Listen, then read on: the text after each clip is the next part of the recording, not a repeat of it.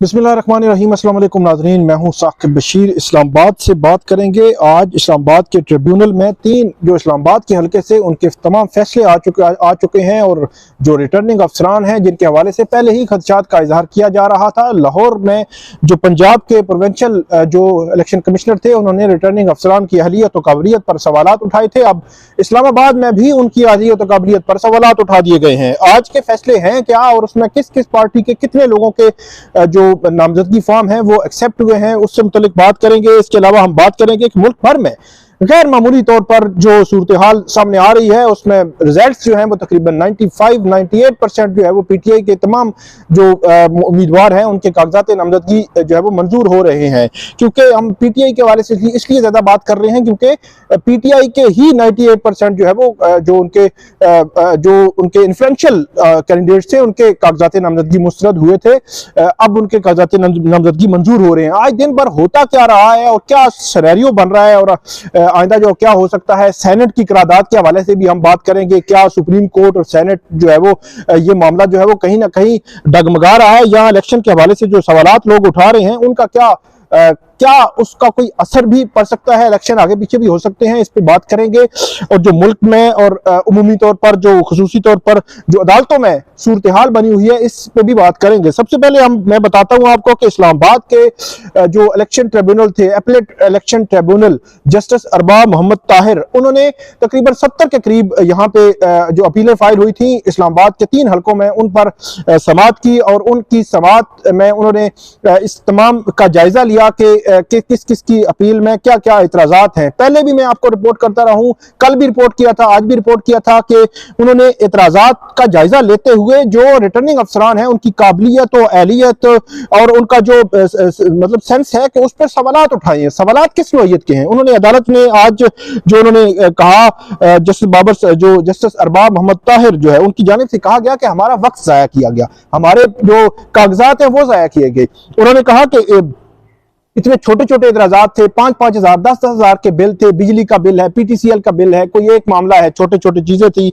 और उन्होंने कहा कि ये इसमें इतना वक्त जाया किया गया और इलेक्शन कमीशन के हुकाम को कहा कि आपका भी वक्त जाया हुआ है, इन लोगों का वक्त जाया हुआ है, मीडिया मौजूद है, हमारा वक्त जाया हुआ है। तो ये सारी चीजें तो उनको 5-5 मिनट के काम थे कि वो बुलाते हैं इन तमाम लोगों को जिन पर इतराजात लगाए थे, जिनके इतराजात लगाकर कागजात नामजदगी मुस्तरद हुए थे, इनको बुलाते और उनको बुलाकर ये तय कर लेते। ये तो कोई काम ही नहीं था। लेकिन ये है कि जो जितने भी थे रिटर्निंग अफसरान उन्होंने ये काम नहीं किया, उनको ये करना चाहिए था। और साथ ही ये कहा कि अपने रिटर्निंग अफसरान को आप कोई ट्रेनिंग भी दें, बताएं उनको, कानून बताएं, लॉ बताएं। ये अदालत ने इससे आज दिन को भी इस हवाले से ये जो है वो ऑब्जर्वेशन दी थी और ये भी बताया था 62(1)(f) के तहत किस तरह जो है वो लोगों को जो है वो नाअहल कर रहे हैं और उनके कागजाती नामजदगी जो है रिटर्निंग अफसरान मुस्तरद कर रहे हैं।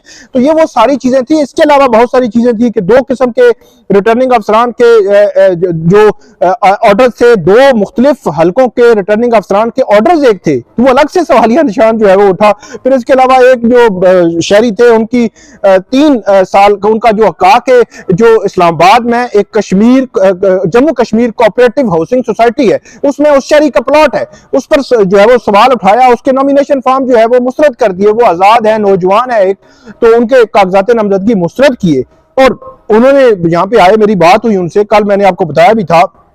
वो हैरान थे, परेशान थे। वो कहते हैं मैं तो ये भी नहीं जानता कि जम्मू कश्मीर हाउसिंग सोसाइटी जो है वो कोऑपरेटिव हाउसिंग सोसाइटी इस्लामाबाद में है। उन्होंने कहा मैंने सोचा शायद जम्मू कश्मीर में है, तो कश्मीर में है।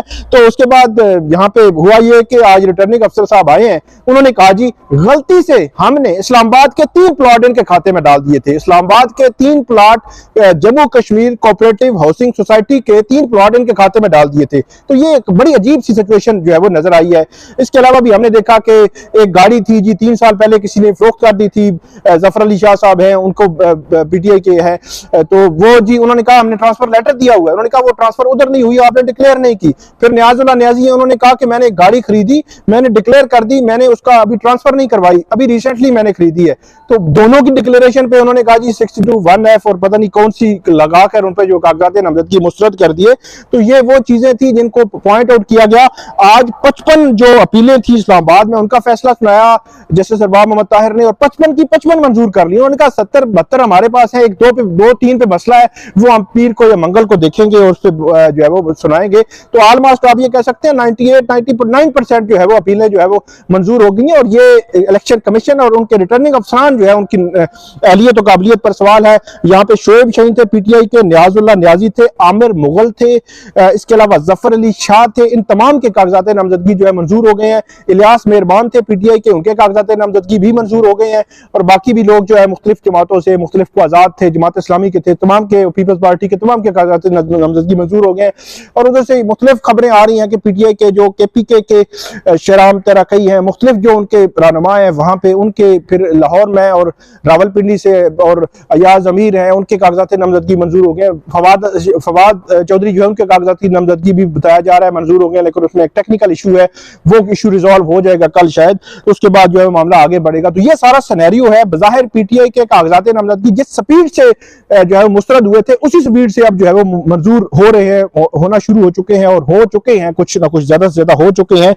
तो ये सारा सिनेरियो है। अब आते हैं कि जो इलेक्शन जो सेनेट में हुआ, बड़ा अजीब मामला है। चेयर जो सेनेट है हमारा ऐवान बाला है, सेनेट में हमारी अवाम की जो अवाम के लिए उसकी किस्मत के फैसले होते हैं, उसके मुस्तकबिल के फैसले होते हैं। और वहां के लोग अगर इस तरह कंप्रोमाइज होंगे कि 12 लोग उठें और कहें इलेक्शन मुलतवी कर दें, तो ये एक बड़ी अजीब सी बात है। मेरा ये ख्याल है कि एक बड़ा जो खौफनाक किस्म का मामला है कि इतना कमजोर हमारा ऐवान बाला कि वहां बैठे हुए लोग कंप्रोमाइज, और कोई भी कहे जी कर लें, पूरी पब्लिक मीडिया हर चीज तैयार बैठी और ये कहते हैं इलेक्शन ना हो। ये बड़ी अजीब बात है। सुप्रीम कोर्ट कह रही है 8 फरवरी से आगे पीछे नहीं हटेंगे, लोहे पर लकीर है। तो ये जो सिनेरियो है बड़ा अजीब लगा, क्योंकि माजी में हमने देखा, अभी अगर पास्ट में करीब की बात करें तो पीडीएम की हुकूमत जब जा रही थी तो उन्होंने अगस्त के आखिरी हफ्ते में इतनी लेजिस्लेशन की, इतनी कानून साजी की कि आप हैरान हो जाएंगे, क्योंकि बड़ी गैर मामूली, बगैर किसी उसके बहस के, बगैर किसी बहस मुबासा के,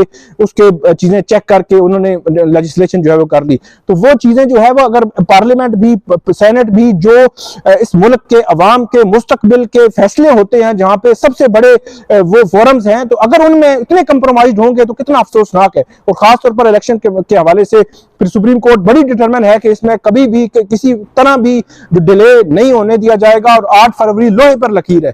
तो आप देखते हैं कि इसमें सिनेरियो में होता क्या है कि ये एक अजीब किस्म का एक नई जो है वो डेवलपमेंट आज सामने आई है, और इसमें फर्दर अब देखते हैं। लेकिन एक चीज तो तय है कि पीटीआई की जानिब से अब बल्ले का निशान का मामला है, वो अब पेशावर हाई कोर्ट में भी, सुप्रीम कोर्ट में भी लगाने की कोशिश कर रहे हैं। क्या सुप्रीम कोर्ट लगाएगी या नहीं लगाएगी, ये सवाल अभी बाकी है। लेकिन 9 जनवरी को बल्ले के निशान का केस पेशावर हाई कोर्ट में लगा हुआ है। पेशावर हाई कोर्ट ने देखना है, उससे कबल मेरा नहीं ख्याल कि सुप्रीम कोर्ट में ये केस लगेगा।